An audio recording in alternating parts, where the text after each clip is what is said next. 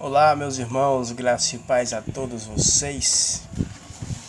Olha, eu quero dizer para vocês sobre os acontecimentos do mundo. Está acontecendo diversos acontecimentos meio que estranhos. Não são terremotos, né? Não são terremotos, não são guerras, como costumeiramente as pessoas acham que são. Mas é revolução. Vamos lá. Revolução no campo da informática pelo 5G. Revolução no campo da linguagem. Né? As pessoas estão sabendo hackear pessoas através da linguagem. Revolução no campo econômico. Eles estão... Já começaram, né? Já começaram faz tempo já. E agora estão concretizando cada vez mais os seus planos, né? Através do Pix, que vai se tornar a moeda universal. O Pix é o inicial, né? Para o banimento total do real. Também temos o grande reset, né? Todo mundo que faz parte também dessa evolução do Pixar, né? Que vai transformar o mundo mais para eles, claro. Vai achar que o mundo vai ficar mais globalizado, mais democrático. Não, democrático não, mas vai ficar mais rígido. As leis vão ficar mais duras. O Pixar, em certo sentido, vamos falar do Pixar aqui um pouquinho. O Pixar, ele é bom e ruim ao mesmo tempo. Ele é bom porque ele vai dar mais, vai facilitar que o sistema rastreie todas as negociações, certo? Rastreie. E o que acontece com isso? Ele vai saber se tem gente que está desviando dinheiro, tem gente que está ganhando dinheiro mais do que é para ganhar tanto, tá ganhando isso tudo aqui, tá meio estranho. O sistema vai, né? É claro que para poder fazer com que esse sistema funcione com o tanto de pessoas aqui, só pessoas para calcular os milhares de dados é muito grande. Então ele precisará o que? De usar a inteligência artificial, que também está entrando em alta. Todo mundo está querendo uma IA, e é um dos planos deles, quando eu digo deles, porque são diversas empresas diferentes e concorrendo entre elas também. Transformar o mundo em uma espécie de cérebro. E tem até um teste que aconteceu ano passado, eu até assisti pelo olho digital, do Elon Musk fazendo um experimento com animais, né? Ele usava esses eletrodos nos porcos e cada ação que o porco fazia um pipi, uma leitura de código, né? E ele demonstrou com aquele pequeno experimento que dava para ler a corrente neural. Assim, depois ele vai criar um código para identificar os seus códigos, né? Os códigos neurais, por exemplo, o que me faz, por exemplo, um exemplo básico, mexer minha mão, que faz eu piscar, qual é o tipo de estímulo mental que faz isso. Então eles vão fazer uns estudos para melhorar nessas coisas.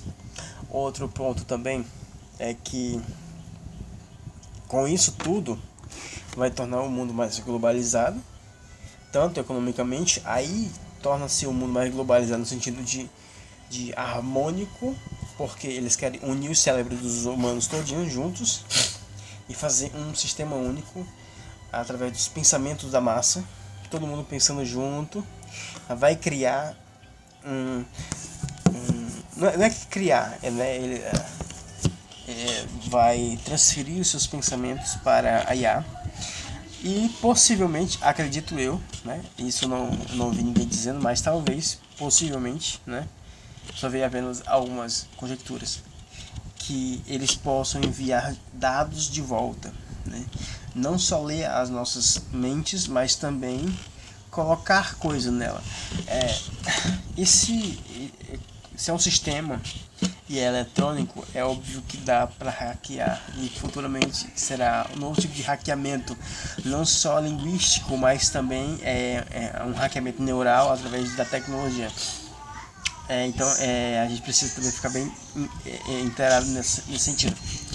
Aí outro ponto aqui, acontece tudo isso ao mesmo tempo. E engraçado que essas informações que eu estou passando aqui agora, eu obtive várias delas em 2018, 2019, até mesmo antes disso, né? A gente, várias informações soltas por ali e acolá, a gente vai acolhendo algumas e a gente vai aprendendo. E acontece que a pandemia do coronavírus, né, do vírus agora, parece que possibilitou a que esse sistema fosse implementado. Porque o pai do Bush, o Bush pai, ele falou uma coisa, né? Até eu vi um vídeo falando sobre isso, que a nova ordem mundial, ela sugeria do caos, né? Então a gente pensa, mas por que o caos? É basicamente isso. Porque as pessoas que estão no poder, né?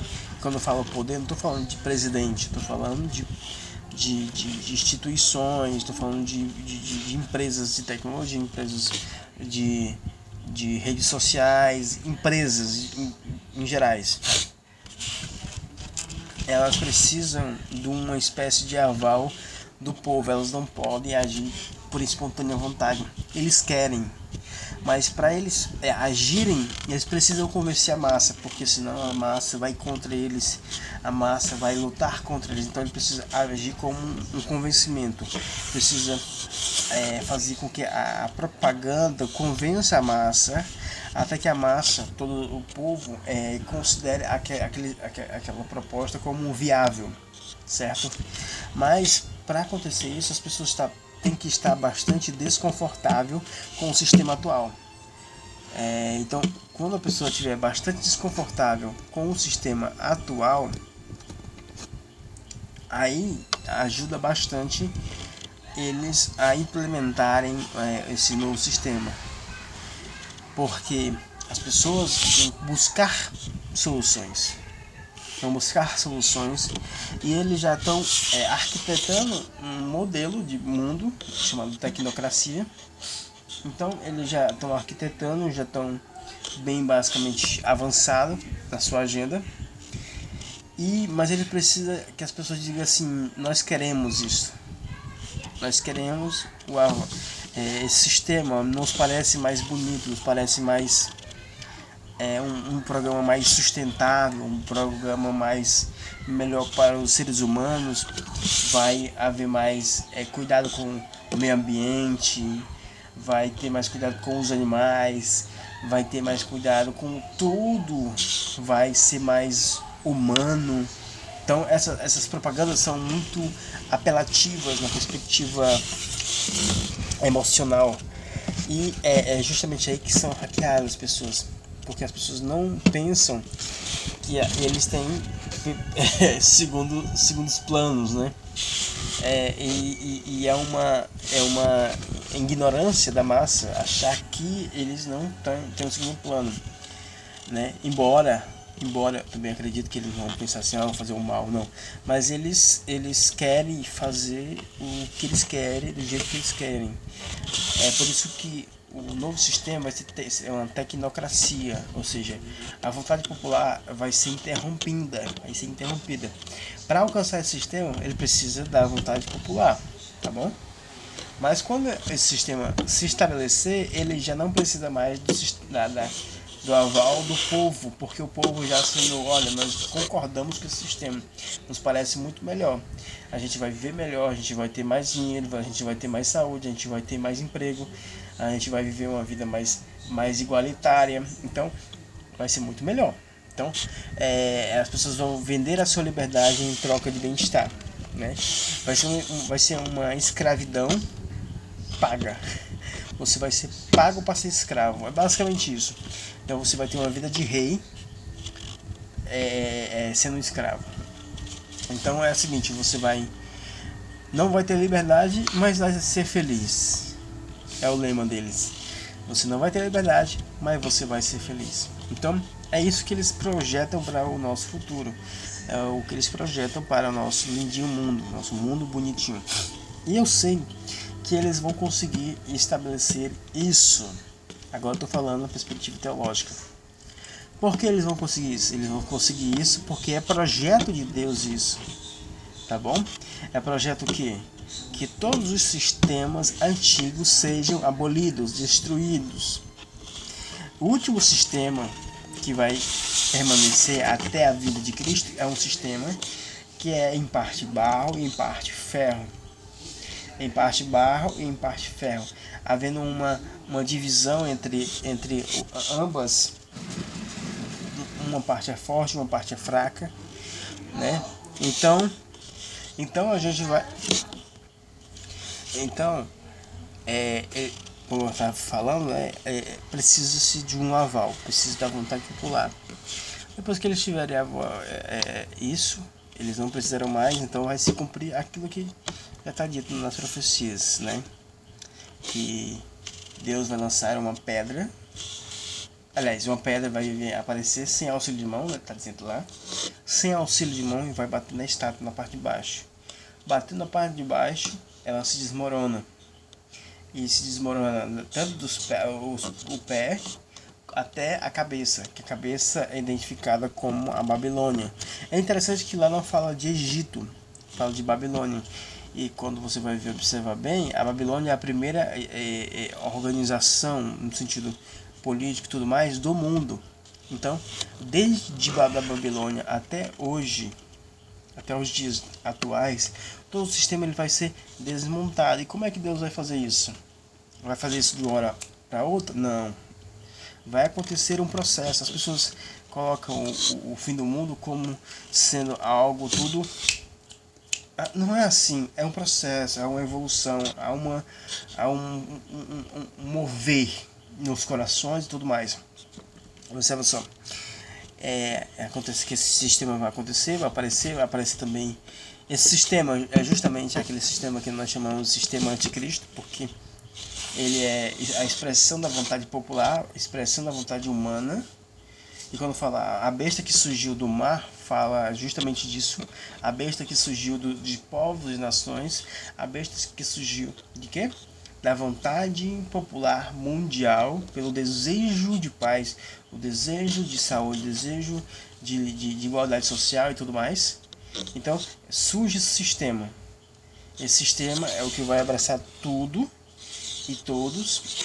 É um sistema globalizado, um sistema que vai auxiliar tudo e todos. E quando esse sistema estiver bastante forte, farão uma imagem a esse sistema, que é a imagem da besta, a imagem do sistema. Então essa imagem vai falar, vai se comunicar com todos. E aí que entra a ideia de que uma outra figura que vai aparecer, ela vai dizer o seguinte: olha, esse daqui, esse sistema, essa besta inicial é o Messias, é o Cristo, e todos vão em direção a esse sistema para adorar. Aqui entra o detalhe, né, que todo sistema tem um líder, tem um cabeça, certo? Então, mas sabemos também que são vários cabeças. São vários, é muita gente ao redor. Não é só um. Quando vamos ver lá no Apocalipse, temos 10 cabeças. Só que 3 delas, essas 3 cabeças, elas caem e surge um pequeno chifre com uma grande boca. Ou seja, um pequeno chifre está falando um governo, um poder pequeno, mas que tem uma influência, um poder de rebeldia grande demais, capaz de influenciar os outros 7 e assim governar o mundo. Então, dessa forma, eles vai organizar o mundo para Cristo vir, né? Até parece estranho, né, Deus usar o mal para fazer o bem, mas é basicamente isso. É basicamente isso. Ele vê o mal, podemos colocar aqui como essa pandemia. Aí vem esse sistema, destruindo os outros sistemas. Vai haver perseguição, claro, vai haver conflitos, porque ninguém vai querer aceitar. Pessoas vão ser presas, pessoas vão ser mortas e assim por diante, como acontece sempre nas revoluções humanas. E depois disso, quando esse sistema já quase que estiver estabelecido, porque fala que os santos irá perder a batalha, os santos irá perder o seu poder. Então, sabemos que a gente está numa luta que a gente sabe que a gente vai perder, né? Mas acontece o quê? Quando a gente perde o poder, diz lá em Daniel 12, que acontece a grande revolução de Deus. Os mortos ressuscitam, Cristo vem e assim acontece. Então, mas é o processo.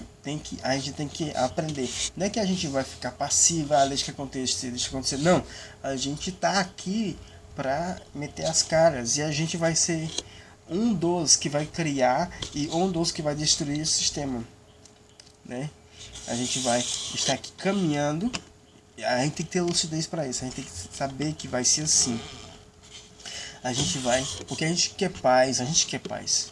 A gente quer que o mundo seja mais igualitário, o mundo seja mais honesto, o mundo seja mais justo. É vontade nossa isso.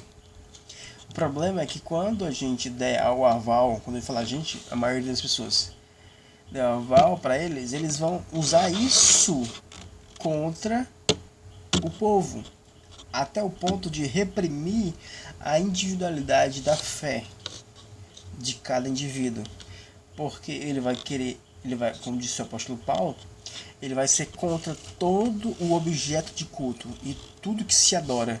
Ou seja, ele vai ser contra o catolicismo, vai ser contra o evangélico, vai ser contra a macumba, vai ser contra o espiritismo, vai ser contra o hinduísmo, vai ser contra o islamismo, vai ser contra o budismo e qualquer outras expressões de fé. Ele vai ser contra, porque ele quer aniquilar tudo, né? Vai estabelecer uma nova moeda, uma nova religião universal, um novo sistema, né? E é quase que quase não, essa é a vontade de Deus, porque fazendo isso ele nivela o mundo todo. É claro que as pessoas vão lutar, mas sabemos que vamos perder. Mas daí vai surgir de fato o que é que vai acontecer, do que vai ser de fato o mundo. Porque depois desse caos, depois dessa revolução, Cristo vem e já está basicamente o terreno pairado, né? O terreno já está nivelado, né? Jesus vem e estabelece não um sistema, mas ele vem para governar e destruir todos aqueles que soberbamente oprimiram o povo. O povo, como eu disse, né, são os cristãos, é todo mundo, porque a vingança de Deus é contra todos os homens maus, contra todos os homens que oprimiram os seus semelhantes. Então, quando ele vem, ele estende, né, o seu governo, né? A gente já tem a noção mais ou menos de como é que vai ser, mas a gente não sabe plenamente como vai ser, mas a gente sabe mais ou menos como vai ser. Sabemos que o governo de Deus é diferente do governo humano. Ele fala o seguinte: olha, no meio de vocês não vai ser igual os governos humanos, que lá eles têm autoridade e as pessoas servem essa autoridade. Aqui não, o menor é o maior, o maior é o menor, aliás, o maior é o menor. Ou seja, aqueles que vão governar o mundo é aqueles que de fato vão levantar as mãos e vão fazer com que o mundo mude, fazer com que o mundo vá para frente, vai fazer com que o mundo se transforme naquilo que Deus realmente quer, ou seja, vai transformar o mundo através desses que são de fato filhos de Deus, né? Vão começar, vai nascer no coração humano o desejo de fazer o bem, né? Não se aprenderá mais a guerra, não se aprenderá mais a violência, não se aprenderá mais a fazer nada que possa destruir uns aos outros, criando assim um sistema, uma organização de paz, sem um sistema, sem um governo central, né? Não vai ter mais um governo central, não vai ter um governo para governar o mundo, porque o mundo vai estar governado por Deus, e sabemos como é que Deus governa, né? Já temos dois exemplos claros disso. Lá em quando as pessoas pedem um rei a Samuel, Deus disse, o povo está me abandonando, tá certo? Eu não quero que eles tenham um rei. Eu quero que eles aprendam a experimentar Deus e viver a vida de maneira espontânea, de maneira autêntica, sem esperar que um líder os guie, né? Sem esperar que alguém venha lá e pegue na mão dele e leve ele, né? Dessa mesma forma, vai ser, Jesus falou, né? Que os reis fora tinham todos esses governantes e tudo mais, mas no meio da igreja era para ser diferente. O modelo da igreja é o modelo que vai ser aplicado no mundo. Até aí nós já sabemos o que vai acontecer com o mundo, né? Não vai ter mais aquele sistema, não vai ter mais presidente, não vai ter mais governadores, tudo isso já vai ser eliminado, né? Vai ser eliminado a partir de agora. Quando Jesus vier, já está basicamente o caminho bastante já aplanado para só que essa expressão aconteça no mundo, né? E assim vai ser, alguns associam isso a uma anarquia. Não é uma anarquia porque não vai ser desgovernado. As pessoas vão aprenderem umas com as outras de maneira espontânea, vão produzir conhecimento, vão produzir sabedoria, vão produzir técnicas de alimentação, tudo mais, vai continuar essas coisas, mas vai ser de maneira espontânea, de maneira harmônica, de maneira solidária, né? Ninguém mais vai querer poder para si, vão deixar de ter o desejo de poder, vão apenas exercitar e cuidar da natureza, cuidar do próximo, e cuidar de todo mundo, e assim vai viver uma harmonia, né? Esse é o reino de Deus estabelecido na terra. Esse é o reino de Deus, tá certo? E até aí onde nós sabemos, né? Então, apesar dessas revoluções que está acontecendo, elas são boas em certo sentido e ruins em outro sentido, né? Elas vão ajudar e vão piorar mais, né? Mas como a gente já sabe como é que vai ser o futuro, a gente já se tranquiliza, luta as nossas lutas diárias, né? Nos nossos enfrentamentos diários, em defesa da verdade, em defesa daquilo que a gente considera como mais correto, mas já sabendo que a gente vai perder uma batalha, mas não vamos perder a guerra. Vamos perder a batalha, nós não vamos perder a guerra. E é o mais importante. E é isso, né? Se você gostou desse vídeo, se você não sabia dessas notícias que eu estou lhe dando, compartilhe o nosso vídeo para que as pessoas também saibam dessas novidades, saibam desse projeto de Deus para o mundo. Amém?